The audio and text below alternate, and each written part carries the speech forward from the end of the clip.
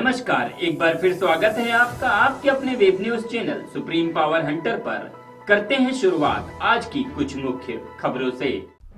खबर मध्य प्रदेश के बालाघाट लांजी से। लांजी पूर्व विधायक किशोर समरीते बैठे धरने पर मजदूरों को वापस लाने की मांग।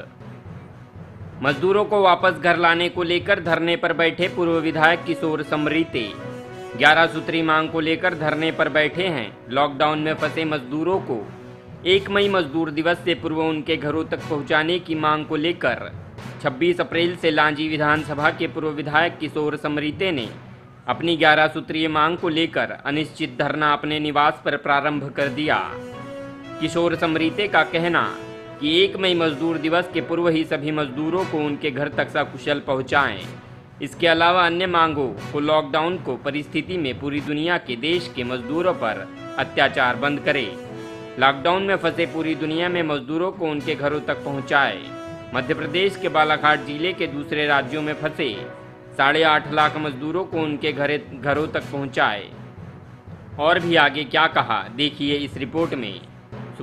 सुप्रीम पावर हंटर न्यूज़ के लिए बालाघाट लांजी से रुपेश रावते की रिपोर्ट। आप किसानों के नेता हैं और मजदूरों के भी। इसके पहले भी आपके द्वारा कई बार हड़ताल और ये सब चीज़ हर समय आप किसानों और मजदूरों के लिए लड़ाई लड़ते हैं। अभी भी आपकी लड़ाई मजदूरों के लिए ही है, तो आगे आप क्या कहना चाहेंगे जो लोग बाहर देखिए, हम मूल बात बताएं कि WHO ने दुनिया के पूरे वर्ल्ड में मतलब यूनाइटेड नेशन को साथ में लेके और पूरी दुनिया के ड्रग माफिया को साथ में लेके और चीन को साथ में लेके जो बायोलॉजिकल वेपन है कोरोना वायरस है, जो चीन ने पूरी दुनिया की अर्थव्यवस्था को ठप करने के लिए और जो अर्थव्यवस्था अपनी ताकतवर बन के बारूद और युद्ध में जो खर्च होती थी, तो पूरी दुनिया के ड्रग माफिया ने उसको ह्यूमन में दवाओं में खर्च करने के लिए इसने इस तरह का एक वायरस का छिड़काव किया चाइना ने, जिसके खिलाफ WHO ने पूरी दुनिया में एडवाइजरी जारी करके 10 जून तक की सोशल डिस्टेंसिंग और क्या कहना चाहिए मेडिकल इमरजेंसी की घोषणा की।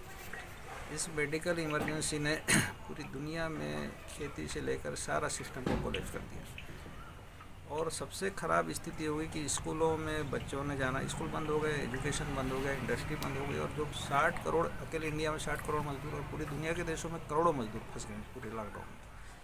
भारत में 22 मार्च से जो लॉकडाउन चालू हुआ है 3 मई तक उसकी अवधि हो गई।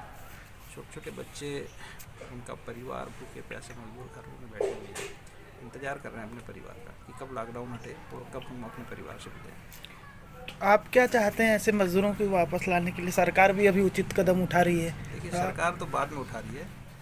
जब हमने इस पूरे मामले को उठाया, पीएमओ को हमने बोला, राष्ट्रपति को बोला, इंटरनेशनल ह्यूमन राइट कमीशन को बोला और मध्य प्रदेश सरकार को कहा, तब जाके अभी सरकार जागी है और सरकार कह रही है कि हम मजदूरों को ले आएंगे। लेकिन मेरा कहना, जिन अमीरों को लाने आपने, मेरा नहीं कहना कि अमीरों घर में कोई भेद है, भारत के नागरिक है, लेकिन जिनको आप प्लेन से ला सकते हो, जिन संपन्न परिवारों के लिए बसें भेज सकते हो, तो मजदूरों को विलम्ब क्यों?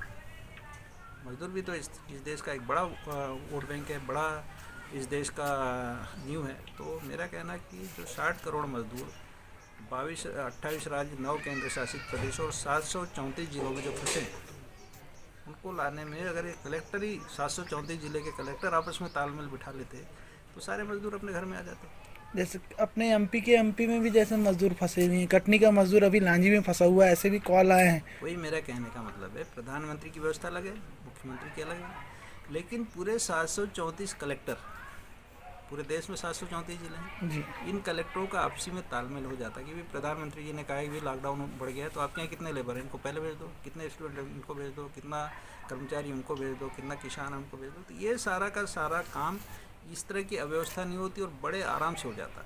दूसरी बात, जो पुलिस है उसे इसको समझ ही नहीं आया कि हमें लॉकडाउन रोकना है, लॉकडाउन करना है, लॉकडाउन, लेकिन उनको ये नहीं समझ में आया कि लोग नीडी हैं, गरीब हैं, कमज़ोर हैं, इन्हें लाठियाँ आप सोचो उनको बैठक के लगवा रहे हो, मार रहे हो, पीट रहे हो, तो ये कौन सा तरीका है? इससे लोगों में डर पैदा हुआ, भय पैदा हुआ और अब तक इस देश में कुल 724 मौतें हुई है कोरोना से।